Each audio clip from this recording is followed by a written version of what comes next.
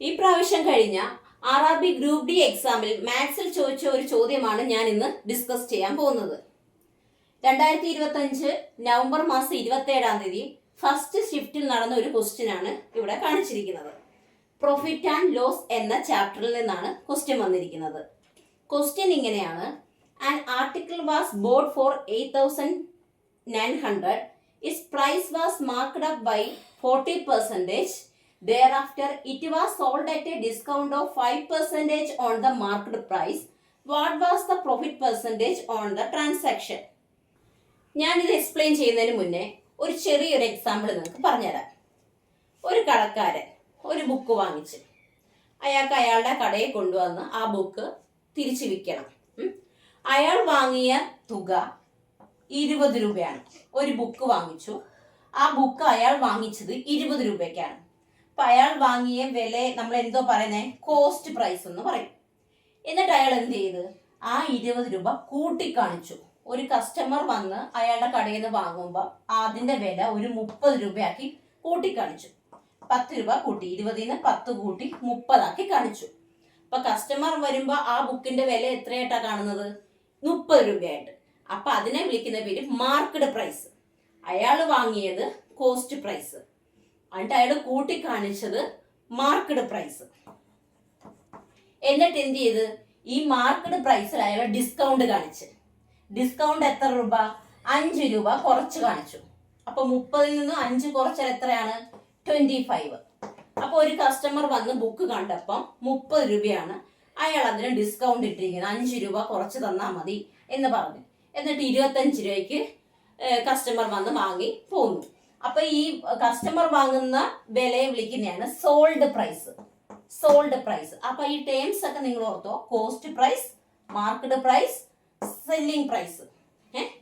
അങ്ങനെ 3 ഇത്. അപ്പൊ നോക്കിക്കേ, യഥാർത്ഥത്തിൽ ഈ കടക്കാരന് ലാഭമാണോ നഷ്ടമാണോ ഉണ്ടായത്? അയാൾ വാങ്ങിയത് 20 രൂപയ്ക്കാണ്, പക്ഷെ അയാൾ ലാസ്റ്റ് അത് വിറ്റത് എത്ര രൂപയ്ക്കാ?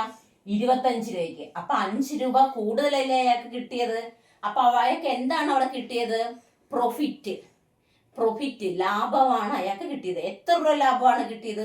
5 രൂപ. അതേ പ്രോസസ്സ് തന്നെയാണ് നമ്മൾ ഈ പ്രോഫിറ്റ് ആൻഡ് ലോസിൽ നമ്മൾ ചെയ്യുന്നത്. നമുക്കപ്പോൾ ഈ ക്വസ്റ്റ്യൻ ഒന്ന് നോക്കാം. ക്വസ്റ്റ്യൻ ഇങ്ങനെയാണ്: an article was bought for 8,900. അപ്പൊ ഒരാള് ഒരു സാധനം വാങ്ങിയത് എത്ര രൂപയ്ക്കാണ്? 8,900 രൂപയ്ക്ക്. അപ്പൊ 8,900 രൂപയ്ക്കാണ് ആ കച്ചവടക്കാരൻ സാധനം വാങ്ങിയത്. അതിനെ നമ്മൾ എങ്ങനെ വിളിക്കും? കോസ്റ്റ് പ്രൈസ് എന്ന് പറയും. എന്നിട്ട് അയാൾ എന്ത് ചെയ്ത് ആ വിലയെ മാർക്കഡ് അപ്പ് ബൈ 40%. അതായത് ഈ പൈസയെ അയാൾ 40% കൂട്ടിക്കാണിച്ചു, കൂടുതലായിട്ട് കാണിച്ചു. അപ്പൊ ഒരു കസ്റ്റമർ ചെല്ലുമ്പോൾ ആ വിലയെ നമ്മൾ പറയുന്നതാണ് മാർക്കഡ് പ്രൈസ്. ഇപ്പൊ ഒരു കസ്റ്റമർ ഒരു കടയിൽ ചെല്ലുക, അപ്പൊ അയാൾ ചെല്ലുമ്പോൾ ഏത് വിലയായിരിക്കും കാണുന്നത്? അയാൾ ആ സാധനത്തിൽ മാർക്ക് ചെയ്തിരിക്കുന്ന വിലയാണ് കാണിച്ചിരിക്കുന്നത്. മാർക്കഡ് പ്രൈസ് ആണ് നമ്മൾ എപ്പോഴും ചെല്ലുമ്പോൾ കാണുന്നത്. അപ്പൊ അയാൾക്ക് സത്യത്തിൽ ആ വിലക്കാണോ കിട്ടിയത്? അല്ല, ഈ കോസ്റ്റ് പ്രൈസിനാണ് കിട്ടിയത്. അതിൽ 40% കൂട്ടിക്കാണിച്ചു. കൂട്ടിക്കാണിക്കുക എന്ന് പറയുമ്പോൾ നമുക്ക് എങ്ങനെ ഈ പെർസെൻറ്റേജ് എങ്ങനെ ചെയ്യുന്നത്? 8,900-ന്റെ 40% എന്ന് പറയുമ്പോൾ 2 രീതിയിൽ നമുക്ക് ചെയ്യാം.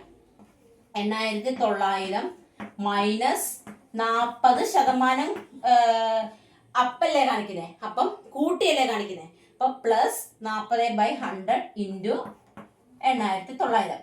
ഈ ഒരു സ്റ്റെപ്പ് ചെയ്യുക എന്ന് പറയുമ്പോൾ നമ്മൾ കുറേ ടൈം എടുക്കും. അതിലും നല്ലത് 40% കൂട്ടി കാണിക്കുകയല്ലേ ചെയ്യുന്നേ. അപ്പൊ 100-ന്റെ 40 എന്ന് പറയുമ്പോൾ 140. 140/100 ഇൻറ്റു എന്തിന്റെ? ഈ കോസ്റ്റ് പ്രൈസിന് 40% കൂട്ടി കാണിച്ചു, 8,900. അപ്പൊ നമ്മൾ ഇനി ഇത് സോൾവ് ചെയ്യുക. അപ്പം 89 140 കൂടെ മൾട്ടിപ്പിൾ ചെയ്ത് കിട്ടുന്നതാണ് നമ്മളുടെ മാർക്കറ്റ് പ്രൈസ് എന്ന് പറയുന്നത്.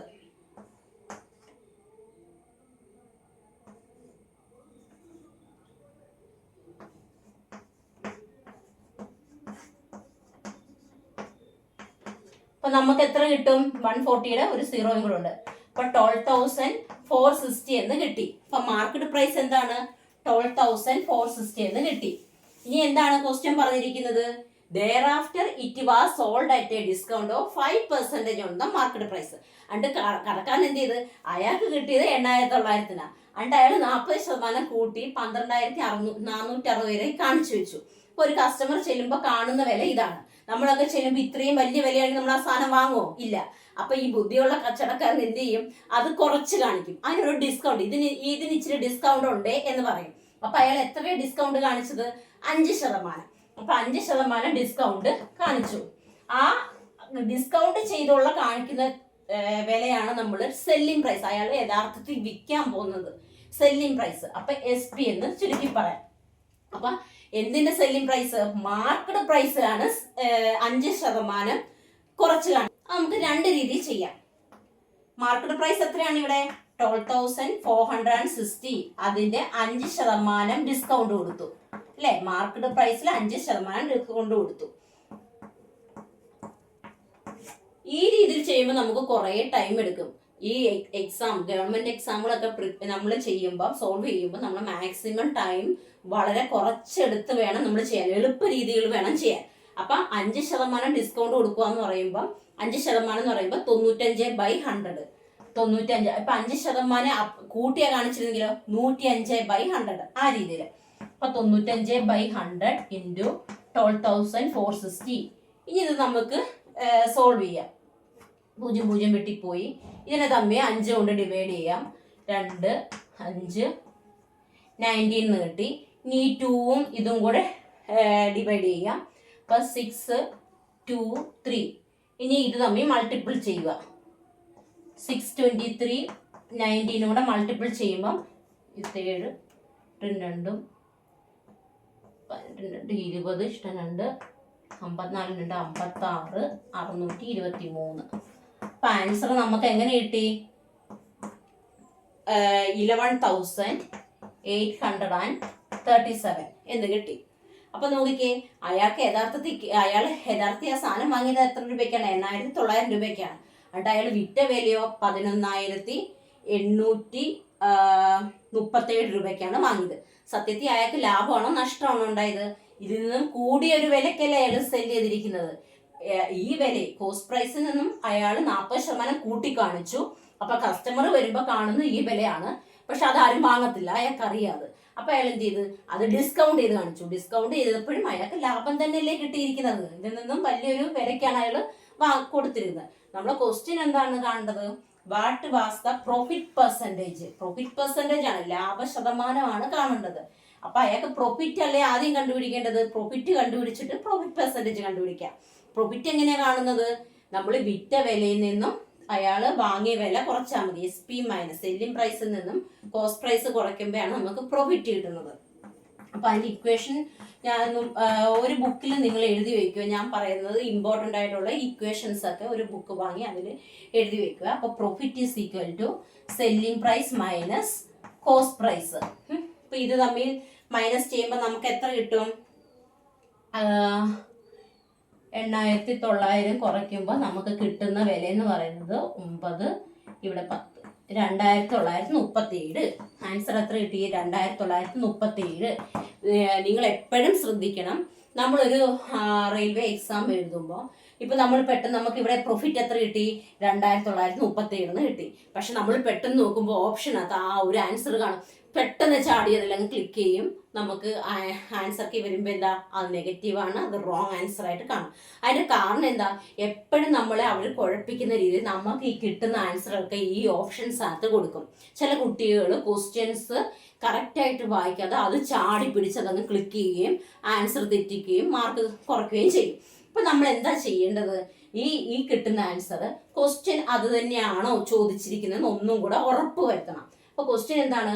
What was the profit percentage on the transaction? Profit ആണോ ചോദിച്ചിരിക്കുന്നത്? അല്ല, പ്രോഫിറ്റ് പെർസെൻറ്റേജ് ആണ്. പെർസെൻറ്റേജ് ആണ് ചോദിച്ചിരിക്കുന്നത്. അപ്പൊ അതിനൊരു ഇക്വേഷൻ ഉണ്ട്.